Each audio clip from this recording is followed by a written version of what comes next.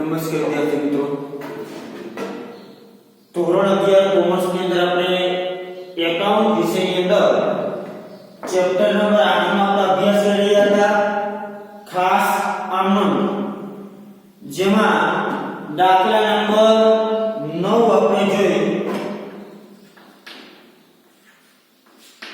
દાખલા નંબર 9, નીચેના ખાતાની બંધ કરવાની નોંધો લખો. હવે જો આપણે નીચે ખાતા આપેલા છે, એ ખાતા બંધ કરવાની આપણે આ નોંધ લખવાની છે. એટલે કે આપણે ખાતા બંધ કરવાની જે નોંધ હોય એ આપણે દર્શાવવાની છે, જેને આખર નોંધ પણ કહી શકાય. કે ભાઈ આખર નોંધ કોઈ પણ ખાતું જે છે એ વર્ષના અંતે ખાતું બંધ કરી દેવાય છે. પછી વ્યક્તિનું ખાતું હોય, ભલે ઉપજ ખર્ચ પ્રકારનું ખાતું હોય કે જે તે ખાતું હોય છે, એ ખાતા તો કે બંધ કરવામાં આવતા હોય છે. તો ખાતા જે બંધ કરવામાં આવે છે એ ખાતા બંધ કરી વર્ષના અંતે તો કે આ ખાતું બંધ કરી વેપાર ખાતે અથવા તો નફા નુકસાન ખાતે ખાતું લઈ જવામાં આવતું હોય, એટલે કે ખાતું બંધ કરવામાં આવે છે. તો કે કોઈ પણ ધંધાકીય એકમમાં જે આમનોન રૂપમાં તૈયાર કરી એના ઉપરથી ખાતા તૈયાર કરે, જે ખતવણી તૈયાર થઈ હોય ખતવણી ઉપરથી ખાતા તૈયાર થાય. આ રીતે ક્રમશઃ જેને કે નામનું કન્ટિન્યુ આગળ જતો કે પછી કાચું સરવૈયું તૈયાર કરે, એના ઉપરથી વાર્ષિક હિસાબો તૈયાર કરે છે. તો કે આ રીતે ક્રમ મુજબ છેલ્લે ધંધાની અંદર લાસ્ટમાં છેલ્લે વાર્ષિક હિસાબો તૈયાર થાય.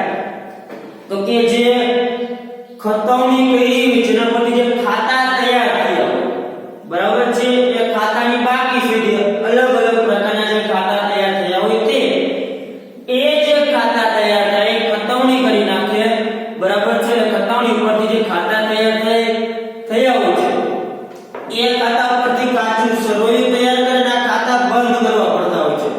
તો કે ખાતા બંધ ક્યાં થાય? તો કે વેપાર ખાતે અથવા તો નફા નુકસાન ખાતે ખાતું જેને કહેવાય કે બંધ કરવામાં આવે છે. ખરીદ ખાતું, વેચાણ ખાતું, ખરીદ પરત ખાતું, વેચાણ પરત ખાતું, મજૂરી ખાતું, રેલવે નોંધ, પછી ખરીદીને લગતા જે ખર્ચા છે તમામના ખાતા, પછી એમાં આવક માલ ગાડા પર પણ આવી શકે. તો કે આ બધા ખાતા જે છે એ વેપાર ખાતા વધારે તમને માહિતી જ્યારે ચેપ્ટર આપણે વાર્ષિક હિસાબનો અભ્યાસ કરશું બરાબર છે, જે બીજા ભાગમાં આપણે ભણવાનું છે વાર્ષિક હિસાબ, જે નામાનું છેલ્લું સ્ટેપ કહી શકાય કે છેલ્લે વાર્ષિક હિસાબ તૈયાર થાય. આ વાર્ષિક હિસાબનો જે આપણે અભ્યાસ કરશું ત્યારે તમને ખબર પડશે કે આ બધા જે ખાતા છે એ આપણે વેપાર ખાતામાં દર્શાવવામાં આવે. આ બધા ખાતા ક્યાં દર્શાવવામાં આવે? વેપાર ખાતામાં. અને આવક અને ખર્ચના ખાતા, જેટલી કઈ આવકના ખાતા હોય કે જે કઈ ખર્ચના ખાતા ટૂંકમાં બરાબર છે, આપણે આવકના ડિવિડન્ડ, વ્યાજ, વટાવ, આ જે કઈ આવક છે, જે કઈ ખર્ચ છે, પગાર, જાવકમાં ગાડા ભરવું, પછી વ્યાજ કહી શકી, આવા જે કઈ જેને કહેવાય ખર્ચના ખાતા છે, એ ખર્ચના ખાતા બંધ કરી અને એ જે ખાતું છે એ નફા નુકસાન ખાતા લઈ જવામાં. એ લઈ જવામાં આવે નફા નુકસાન ખાતા. આની વધારે તમને માહિતી જ્યારે આપણે વાર્ષિક હિસાબ અભ્યાસ કરશું બીજા ભાગમાં ત્યારે તમને આની વધારે માહિતી ખબર હોય કયું ખાતું ક્યાં દર્શાવે છે. અને અહીંયા દર્શાવેલ ખાતું ઓટોમેટિક શું થઈ ગયું કહેવાય? બંધ થઈ ગયું. પણ અત્યારે આપણે ખાસ આમનોંધમાં જે આખર નોંધ છે જે ટોપિક એ સમજવા માટે ખાલી આપણે જેને કહીએ કે 9 વ્યવહાર આપેલા છે કે ભાઈ ખાતું કઈ રીતના બંધ થાય તો તે એવું યાદ રાખવાનું કે આ બધા ખાતા છે વેપાર ખાતા બંધ થાય, જ્યારે આવકના અને ખર્ચના ખાતા હોય તો નફા નુકસાન ખાતા બંધ થાય. હવે ખાતું બંધ ક્યારે થતું યાદ રાખો. બીજો હવે જો આમાં પહેલું છે વ્યાજ ખર્ચ ખાતું. શું છે? વ્યાજ ખર્ચ ખાતું, રૂપિયા 1000. હવે આ ખાતું બંધ કરવું હોય તો શું કરવાનું? તો કે જો તો કે પહેલા તો ખાતું શેનું છે? ખર્ચનું છે કે ઉપજનું? તો કે ખાતું થયું ખર્ચ. ખર્ચનું ખાતું થયું વ્યાજ ખર્ચ. તો કે વ્યાજ ખર્ચ ખાતું છે એટલે આ ખાતું બંધ ક્યાં થશે? નફા નુકસાન ખાતા બંધ થશે. કપડે ક્યાં બંધ થશે? નફા નુકસાન ખાતે. હવે આગળ નફા નુકસાન ખાતે બંધ તો આપણે ખબર ખર્ચનું ખાતું હોય તો આપણે આનો કરતી સમયે આપણે નિયમ શું છે ઉપજ કરતો? ખર્ચ હોય તો ઉધાર કરી, આવક હોય તો શું કરતા? જમા કરતા. એટલે કે આ જે ખાતું છે વ્યાજ ખર્ચ,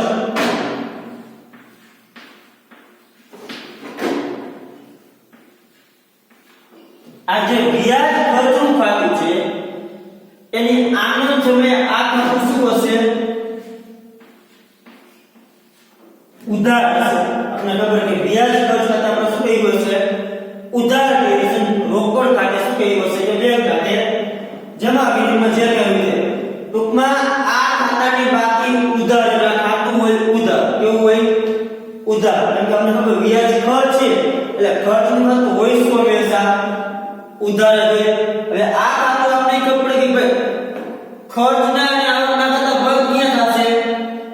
નફા નુકસાન ખાતે. એ આપણને માહિતી મળી ગઈ કે આવક અને ખર્ચના ખાતા બંધ ક્યાં થશે? નફા નુકસાન ખાતે.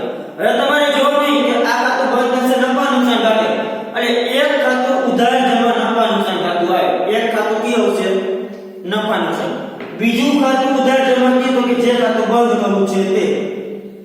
હવે એ જોયું કે વ્યાજ ખર્ચ ખાતાને આપણે આમ ન કરતા તો વ્યાજ ખર્ચ ખાતે શું થતું? ઉધાર. તો આનું ખાતું બંધ કરવું હોય તો આનાથી વિરુદ્ધ કરી નાખવાનું. આના ખાતે શું કરી નાખવાનું? જમા. અને બંધ ક્યાં થાય છે? નફા નુકસાન ખાતે. એના ખાતે શું કરી નાખવાનું? ઉધાર. તો આનું દાયિત્વ છે નફા નુકસાન ખાતે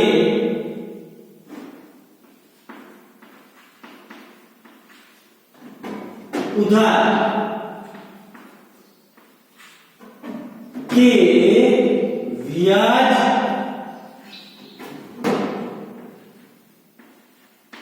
ખર્ચ ખાતે જમા. કેટલા રૂપિયા છે? તો કે 1000 રૂપિયાની નોંધ કરેલો. બાબત જમા દર્શાવી દેવાનું. વ્યાજ ખર્ચ ખાતું બંધ કરી ક્યાં લઈ ગયા આપણે? નફા નુકસાન ખાતે લઈ ગયા તેના. વ્યાજ ખર્ચ ખાતું બંધ કરી નફા નુકસાન ખાતે લઈ ગયા તેના. ત્યાર પછી બીજું ખાતું લો. બીજું ખાતું છે વેચાણ પર. કયું ખાતું છે? વેચાણ પર. હવે જો વેચાણ પરત ખાતું બંધ ક્યાં થાય? માલના ખાતા. કોઈ પણ માલના ખાતા, બધા માલના ખાતા છે. અને ખરીદીને લગતા ખર્ચ એટલે કે જે રેલવેનો છે, મજૂરી છે, આવક માલ કઢાવવાનું, આ બધા ખાતા બંધ થાય વેપાર ખાતે. ક્યાં બંધ થાય? વેપાર ખાતે. હવે વેચાણ પરત ખાતે આપણે જે આમ ન કરતા તે વેચાણ પરત ખાતે ઉધાર કરતા કે જમા? આપણને ખબર વેચાણ પરત ખાતે શું કરતા? ઉધાર કરતા. વેચાણ પરત ખાતે શું થાય? ઉધાર. હવે એનું ખાતું બંધ કરવું તો આના ખાતે શું કરવાનું? જમા. કે વેચાણ પરત ખાતું શું આમમાં? ઉધાર. હવે એનું ખાતું બંધ કરવું છે તો વેચાણ પરત ખાતે કરવું પડે જમા. તો બંધ ક્યાં થાય છે ખાતું? તો કે વેપાર ખાતે બંધ થાય છે. એટલે વેપાર ખાતે તો શું કરવાનું? ઉધાર. તો આનું શું થશે? આની વેપાર ખાતે ઉધાર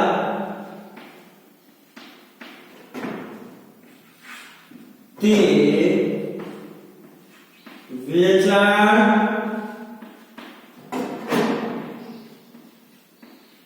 પરત ખાતે. કેટલા રૂપિયા છે? 3000. ચાલો 3000 રૂપિયા.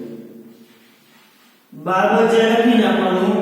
વેચાણ પરત ખાતું બંધ કરી વેપાર ખાતે લઈ ગયા તેના. વેચાણ પરત ખાતું બંધ કરી વેપાર તેના. ત્યાર પછી ત્રીજું જો ખરીદ પરત ખાતું. ચાલો ખરીદ પરત ખાતું ક્યાં બંધ થાય પેલા જોયું તો કે ખરીદ પરત ખાતું બંધ ક્યાં થશે? વેપાર ખાતે. ખરીદ પરત ખાતાની બાકી રહી વેચાણ પ્રતિ ઉધાર. આપણે ખરીદ પરત ખાતે આગળમાં શું કરતા? જમા કરતા. એનું ખાતું બંધ કરો તેના ખાતે શું કરવાનું? ઉધાર. ખરીદ પરત ખાતે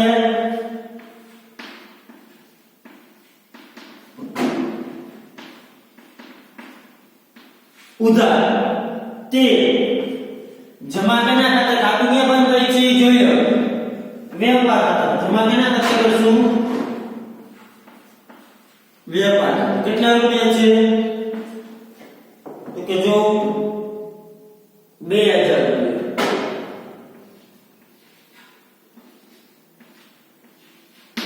બાબત જેમાં દર્શાવી દેવાનું ખરીદ પરત ખાતું બંધ કરી વેપાર ખાતે લઈ ગયા તેના.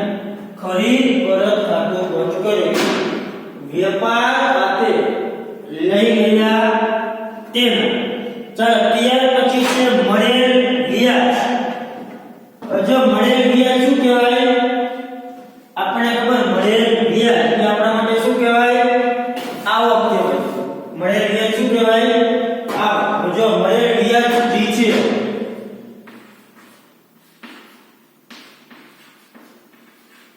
ચાલો મળેલ વ્યાજ કહેવાય આવક. એટલે મળેલ વ્યાજ ખાતે હોય શું? જમા હોય. આપણે વાત કરીએ આવક છે એટલે એના ખાતે શું હોય? જમા.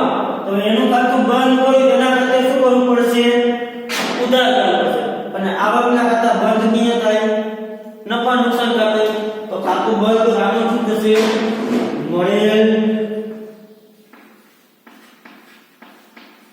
વ્યાજ ખાતે ઉધાર તે ત્યાં ખાતું બંધ થાય? નફા નુકસાન. તે નફા નુકસાન ખાતે જમા. કેટલા રૂપિયા છે? 800. બાબત જેમાં મળેલ વ્યાજનું ખાતું બંધ કરી નફા નુકસાન ખાતે લઈ ગયા તેના.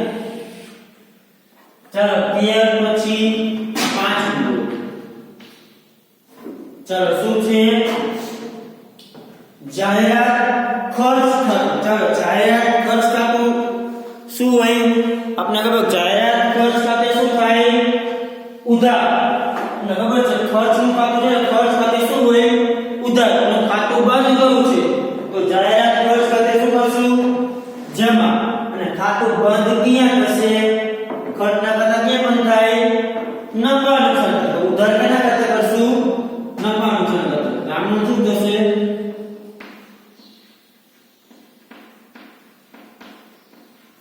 નફા નુકસાન ખાતે ઉધાર તે જાહેરાત ખર્ચ ખાતે જમા. કેટલા રૂપિયા છે? 1500.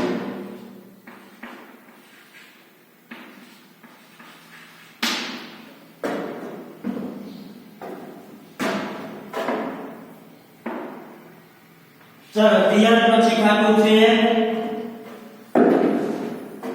પગાર. ચાલો પગાર શું કહેવાય? ખર્ચ. પગાર ખર્ચ છે એટલે પગાર ખાતે હશે ઉધાર. પગારનું ખાતું બંધ કર્યું છે તો પગાર ખર્ચનું ખાતું છે આ મુજબ જ બંધ થશે. તો પગાર ખાતે શું કરશું? જમા. ખર્ચ છે એટલે તો ખાતું બંધ ક્યાં થશે? નફા નુકસાન ખાતે. આમનું શું થશે?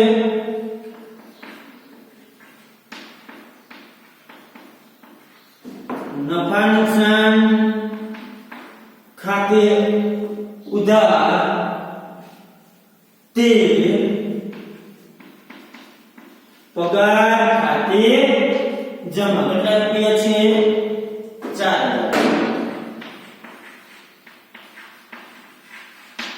ચાલો બાબત જેમાં શું લખશું? પગાર ખાતું બંધ કરી નફા નુકસાન ખાતે લઈ ગયા તેના.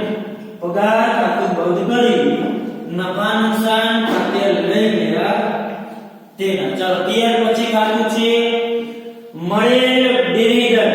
જે મળેલ વ્યાજની જમા બાકી હોય એ રીતના મળેલ ડિવિડન્ડ ની કેવી હોય તેના ખાતે આપણે શું કરી ટૂંકમાં જમા જ કરશું મળેલ ડિવિડન્ડ ખાતે. તો મળેલ ડિવિડન્ડ નું ખાતું બંધ કરવું હોય તો મળેલ ડિવિડન્ડ ખાતે શું કરવું પડશે? કેમ કે એના ખાતે હોય જમા આમનું મુજબ તેનું ખાતું બંધ કરવું તો મળેલ ડિવિડન્ડ ખાતે કરશું ઉધાર. અને ખાતું બંધ ક્યાં થશે?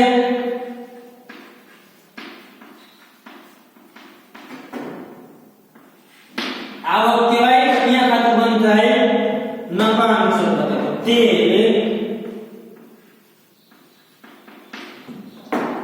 નફા નુકસાન ખાતે જમા. કેટલા રૂપિયા છે મળેલ ડિવિડન્ડ? તો કે 700.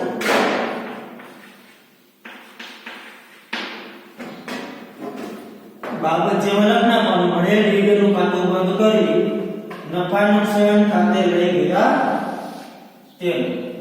ચાલો ત્યાર પછી 8 ખરીદ ખાતું. ચાલો ખરીદ ખાતું ક્યાં બંધ થાય એ જોઈએ. ખરીદ ખાતું બંધ થશે વેપાર ખાતે. ખરીદ ખાતે હોય શું? ઉધાર.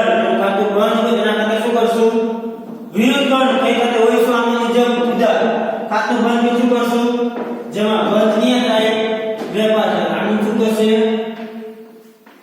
વેપાર ખાતે ઉધાર તે ખરીદ ખાતે જમા. કેટલા રૂપિયા છે? 5000. બાબત જે લખી નાખવાનું ખરીદ ખાતું બંધ કરી વેપાર ખાતે લઈ ગયા તેના. ખરીદ ખાતું બંધ કરી વેપાર ખાતે લઈ ગયા તેના. ત્યાર પછી વેચાણ. ચાલો વેચાણ ખાતે શું હોય? જમા. ખાતું બંધ કર્યું તેના ખાતે શું કરશું? ઉધાર. ખાતું બંધ ક્યાં થાય? વેપાર ખાતે. તો વેચાણ ખાતે ઉધાર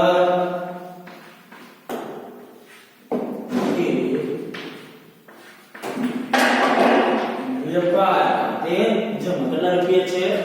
10,000. બાબત જે લખી નાખવાનું વેચાણ ખાતું બંધ કરી વેપાર ખાતે લઈ ગયા.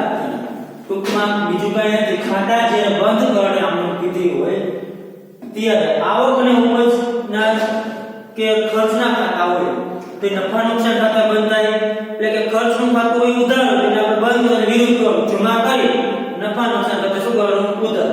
અને વેપાર ખાતા જેને કે માલને લગતા કે ખરીદને લગતા જે ખર્ચના ખાતા છે આ બધા ખાતા બંધ થાય વેપાર ખાતા. બરાબર છે? એટલે આ આપણા જે ખાતા બંધ કરે છે કે નોંધ પસાર કે બરાબર છે. આમાં કોઈને કઈ ડાઉટ હોય કઈ પ્રશ્ન હોય તો તમે મને પૂછી શકો છો. અહીંયા આપણું ચેપ્ટર નંબર છે 8 ખાસ આમનો છે ઈ ચેપ્ટર આપણે અહીંયા પૂરું થાય છે. બરાબર છે? આ ચેપ્ટર ની અંદર તમને કઈ